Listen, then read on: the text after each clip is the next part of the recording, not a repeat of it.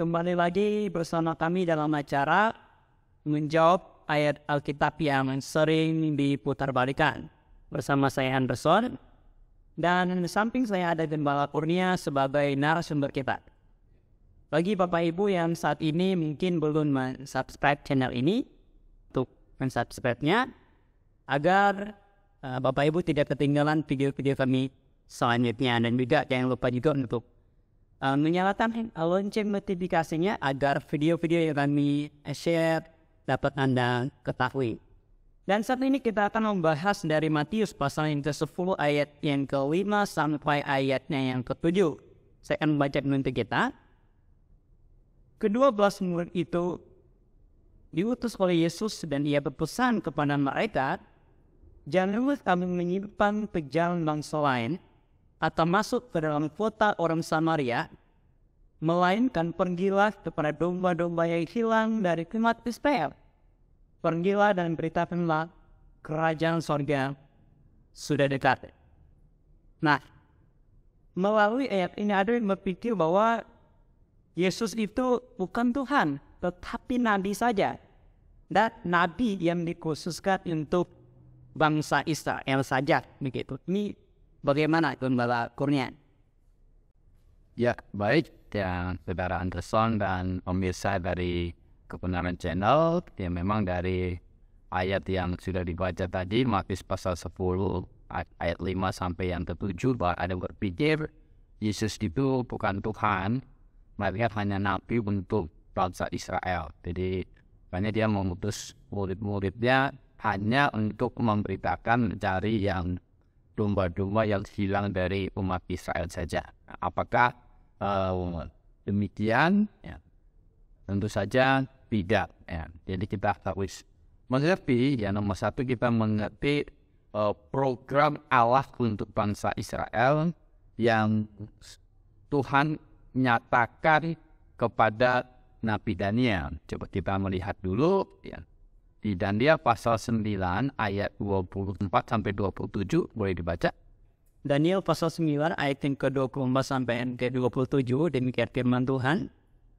70 kali 7 masa telah ditetapkan atas bangsamu dan atas kotamu yang kudus, untuk melenyapkan kefasikan, untuk mengakhiri dosa, untuk menghapus kesalahan, untuk mendatangkan keadilan kekal, untuk menggenapkan penglihatan dan nabi, untuk mengurapi yang maha kudus.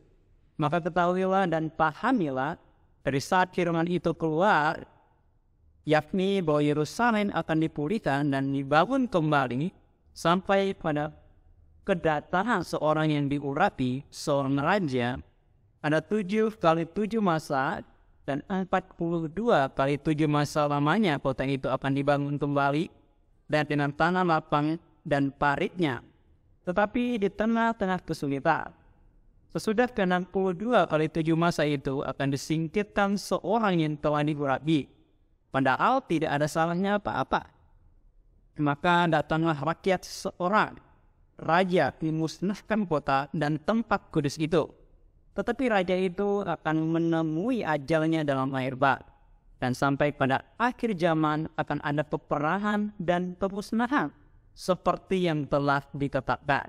Raja itu akan perjanjian itu menjadi berhak bagi banyak orang selama 1 kali 7 masa.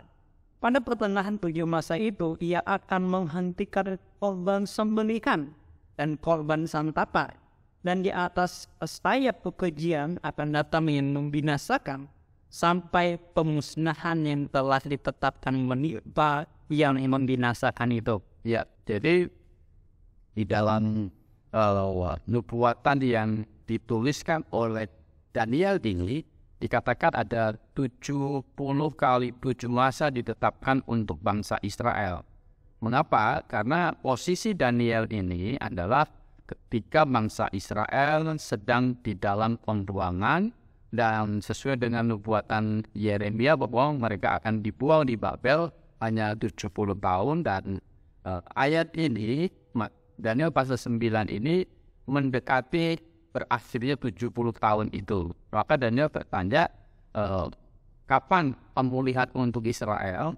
Dan Daniel dikasih jelas bahwa ada 70 kali 7 masa ditetapkan atas bangsamu dan atas kotamu yang kudus. Jadi 70 kali 7 masa, setelah 70 kali 7 masa, maksud masa ini adalah tahun, maka bangsa Israel itu ada di dalam kondisi di mana tidak ada dosa lagi, ada kefasikan dilenyapkan, menghapuskan kesalahan. Dan ini bicara kepada kerajaan Kristus atau kerajaan Mesias ketika Mesias memerintah Israel.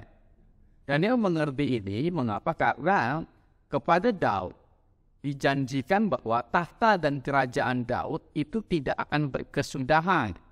Jadi kerajaan Daud itu, kerajaan Mesias itu tidak akan berkesudahan.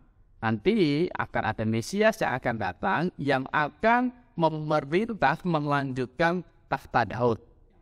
Di masa inilah itu kerajaan Mesias, kerajaan Daud ini dipulihkan, dan inilah masa yang ditunggu. Katanya ada 70 kali 7 masa. Nah, kapan dimulainya 70 kali 7 masa itu? Itu dimulainya itu di ayat yang ke-25 tadi, yakni bahwa Yerusalem akan dipulihkan dan dibangun kembali.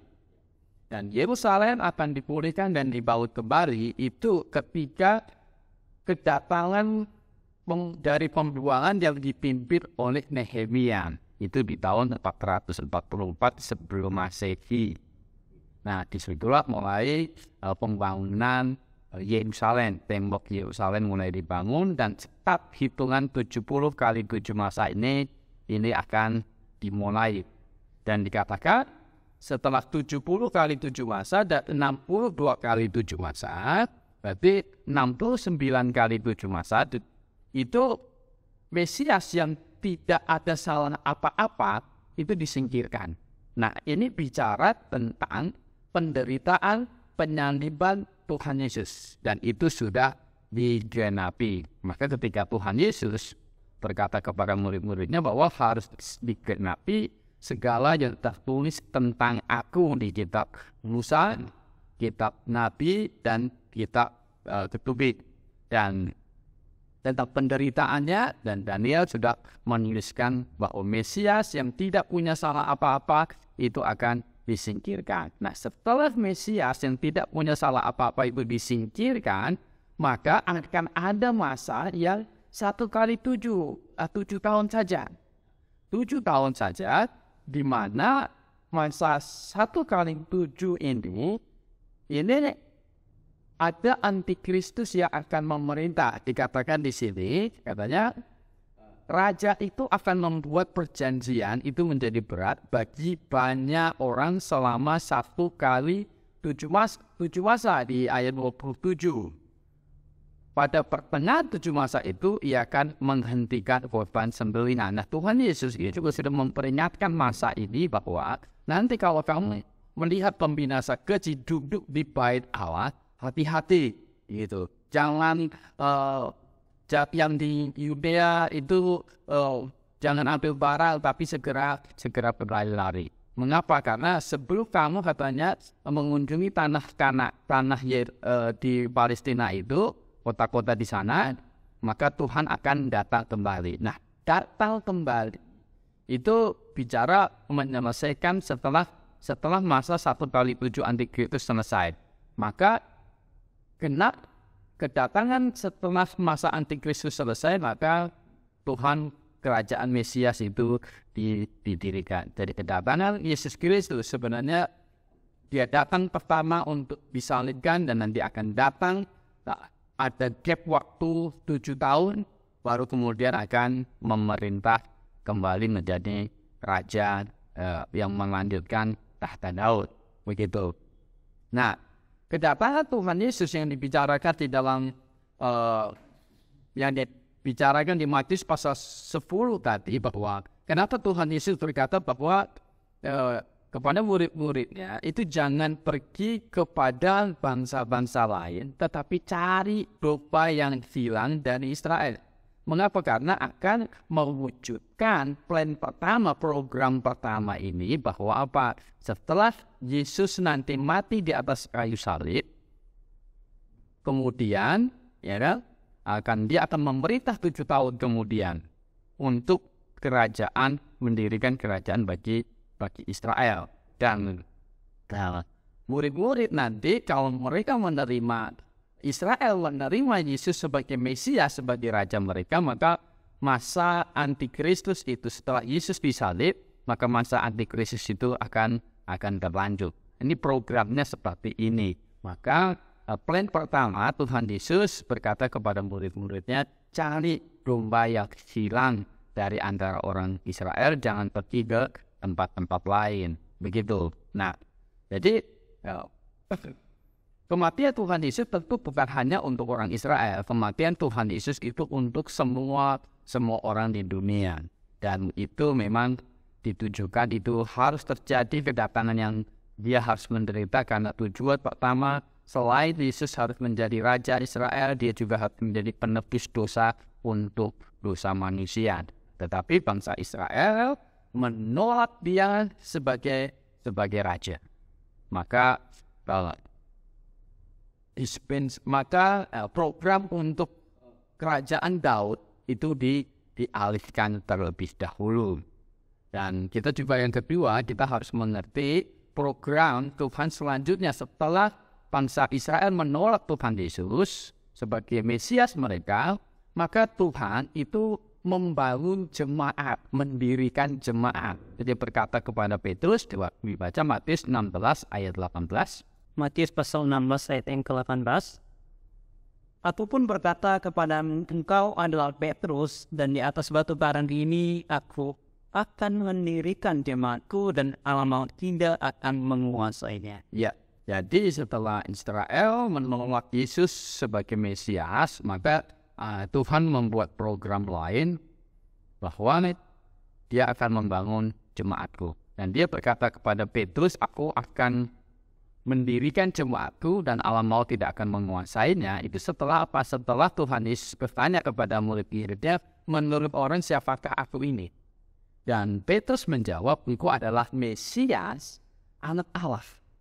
Jadi di atas dasar iman ini, jadi orang Israel secara bangsa menolak, tetapi Petrus yang berkata bahwa engkau adalah Mesias, anak Allah, maka Tuhan Yesus berkata, ya dia tidak memakai bangsa Israel lagi, dia akan mendirikan jemaatku. Jadi orang-orang yang akhirnya menjadi percaya dari berbagai bangsa kepada Yesus Kristus, yang Yesus adalah Tuhan dan Mesias, maka Tuhan membangun jemaatku. Jadi orang-orang yang sudah bertobat dan percaya kepada Tuhan Yesuslah dari berbagai bangsa, ini akan disebut jemaat. Dan jemaat ini, masa jemaat ini akan berakhir pada waktu nanti jemaat itu diangkat, yang waktunya itu tidak dikasih tahu, karena ini kedatangan yang seperti pencuri, begitu. Jadi program untuk mendirikan kerajaan Daud itu tidak dibatalkan, tetapi hanya ditunda saja. Jadi setelah jemaat diangkat, maka akan ada 1 kali 7 masa pemerintahan antikristus, dan Yesus Kristus akan datang untuk mengakhiri pemerintahan antikristus, dan dia mendirikan kerajaan Daud. Dan yang di dalam Matius pasal 10 tadi, di ayat yang ke-7 itu kerajaan surga yang sudah dekat itu. Jadi ketika Yesus berkata kepada murid-muridnya, jangan pergi kepada bangsa lain, hanya kepada domba-dombaku yang di Israel saja, itu bukan berarti bahwa Yesus hanyalah nabi untuk bangsa Israel. Tetapi itu adalah mau menjalankan program Allah untuk mendirikan kerajaan Daud. Dan mendirikan kerajaan Daud ini akan didahului dengan peristiwa bahwa dia akan menderita. Yang diurapi ini, Mesias ini, yang tidak punya salah apa-apa ini akan menderita. Dan penebusan dosa Yesus Kristus, penderitaan Yesus Kristus ini bukan ditujukan hanya untuk Israel saja, tetapi untuk seisi dunia. Jadi sangat benar khotbah dari Petrus, dia berkata bahwa di bawah kolong langit ini tidak ada nama yang diberikan kepada manusia yang olehnya orang bisa diselamatkan selain di dalam nama Yesus Kristus. Yesus Kristus itu Tuhan, dia mati di atas kayu salib menderita untuk dosa seisi dunia. Jadi ini program penderitaannya adalah program untuk seisi dunia. Karena dia adalah juru selamat untuk seisi dunia. Begitu. Baik, ini penjelasan dari saya. Ya, terima kasih untuk penjelasan dari narasumber kita yang sudah memberikan pemaparan yang luar biasa baik, dan kita dapatkan bahwa ini ada satu kebenaran, dan bagi orang-orang yang cinta kebenaran dia perlu mencarinya. Dan mungkin ada Bapak Ibu yang saat ini sedang menonton yang ingin bertanya, silakan Bapak Ibu meninggalkan pertanyaan Bapak Ibu yang ingin Bapak Ibu tanya di kolom komentar. Dengan kesempatan kami akan menjawabnya lebih berikutnya. Dan untuk Bapak Ibu di rumah, terima kasih sudah menonton. Dan biarlah Tuhan juga yang memberikan suatu kekuatan kepada Bapak Ibu yang di rumah sehingga kebenaran bisa dapat dimengerti dengan baik. Demikian dari kami. Salam Maranatha. Maranatha.